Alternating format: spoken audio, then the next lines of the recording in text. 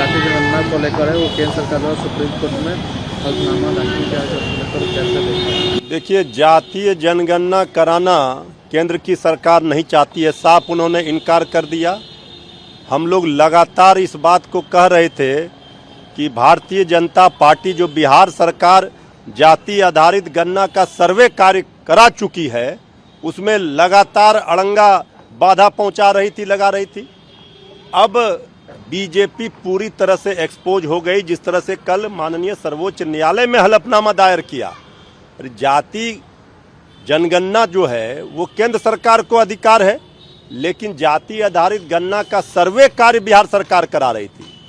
ये तो नीतीश तेजस्वी सरकार की जीत हुई और बीजेपी अगर हलफनामा दायर करके फिर मुकर गई तो बीजेपी अगर चाहती है, नियत साफ है, जाति जनगणना हो तो केंद्र की सरकार भारत सरकार कराए, बीजेपी शासित राज्यों में कराना चाहिए भाजपा को। भाजपा जातीय जनगणना की विरोधी रही है, इस पूरी तरह एक्सपोज हो गई। अब बिहार सरकार ने जो जाति आधारित गणना सर्वे का कार्य कराया, इसका मार्ग पूरी तरह से प्रशस्त हो गया, रास्ता साफ हो गया। अब इसमें बीजेपी के लाख चाहने के बावजूद बीजेपी इसमें बाधा नहीं पहुंचा पाई। तेजस्वी यादव ने भी कहा कि उन्हें कोई जानकारी नहीं, सिर्फ झूठ बोलना चाहते हैं, सच को दबाना चाहते हैं। भाई सही बात है, बीजेपी लगातार बीजेपी के नेता कह रहे थे कि हम जातीय जनगणना का समर्थन करते हैं, बिहार में सर्वदलीय प्रतिनिधि मंडल में शामिल रही, सब चीज में शामिल रही, लेकिन ये झूठ और फरेब, ये नौटंकी था। ये कल साबित हो गया कि बीजेपी जातीय जनगणना की विरोधी है।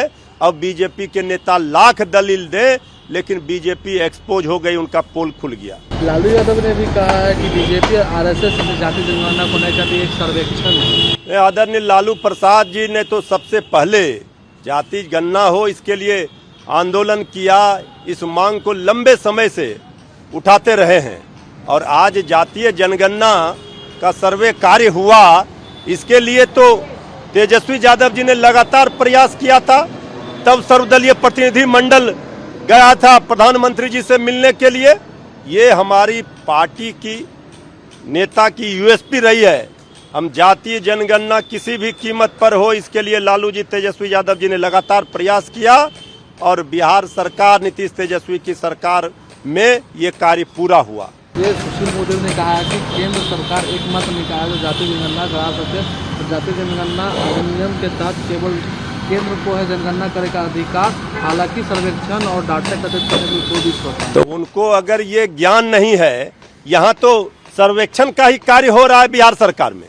आदरणीय सुशील मोदी जी अगर कह रहे हैं कि बीजेपी जातीय जनगणना कराना चाहती है, समर्थक है, तो केंद्र की सरकार में है ना भाई, तो बीजेपी कराए ना पूरे देश में। ये तो हम लोग मांग कर ही रहे हैं, तब ना पता चले कि उनकी नीयत साफ है, मनसा साफ है।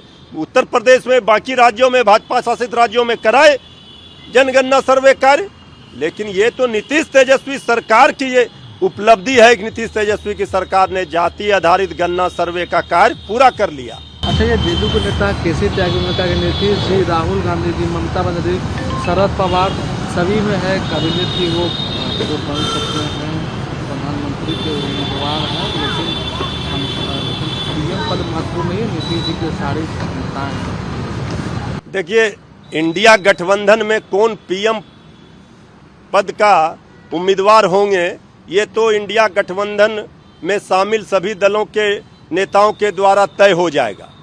कोई न कोई पीएम का चेहरा होगा, इंडिया गठबंधन से ही होगा, लेकिन आदरणीय मोदी जी बीजेपी का पीएम 24 में नहीं बनेगा, ये तय है। लेकिन हम लोग चाहते हैं कि आदरणीय नीतीश कुमार जी अगर पीएम पद के उम्मीदवार होते हैं तो खुशी की बात होगी, इससे अच्छी बात और कुछ हो नहीं सकती है। सीधे चुनौती आदरणीय नरेंद्र मोदी जी के लिए वो बनेंगे अगर सब लोग ये तय करते हैं। लेकिन खुद ही नीतीश कुमार जी ने लगातार इस बात को कहा है, उनकी कोई लालसा नहीं है, चाहत नहीं है, वो कुछ नहीं बनना चाहते हैं, वो विपक्ष को एकजुट करना चाहते हैं। इसमें उनको सफलता भी मिली है, लेकिन हम लोग चाहते हैं कि आदरणीय नीतीश कुमार जी में जो क्षमता है, जो ऊर्जा है और जिस तरह उनका अनुभव है, आदरणीय नीतीश कुमार जी अगर पीएम पद का उम्मीदवार होते हैं तो और मुकाबला साफ हो जाएगा। 2024 में इंडिया गठबंधन की सरकार बननी तय है। अच्छा, ये जीतन राम मांझी वो बोल रहे हैं कि नीतीश कुमार जब भी ना बोलते तो पीछे हाँ होता है और बेंगलुरु जैसा हाल होगा उनका महाराष्ट्र में। देखिए, आदरणीय नीतीश कुमार जी ने तो जो कर दिखाया वो किसी ने सोचा भी नहीं था। 26 दलों का इंडिया गठबंधन बना, अभी और दल जुड़ेंगे मुंबई में। आदरणीय नीतीश कुमार जी के ऊपर सवाल खड़े करने का आदरणीय मांझी जी को कोई नैतिक बल नहीं है। आदरणीय नीतीश कुमार जी ने ही उनको मुख्यमंत्री की कुर्सी सौंपी थी। तो आदरणीय नीतीश कुमार जी का राजनीतिक इतिहास अनुभव जो है वो खुला किताब है।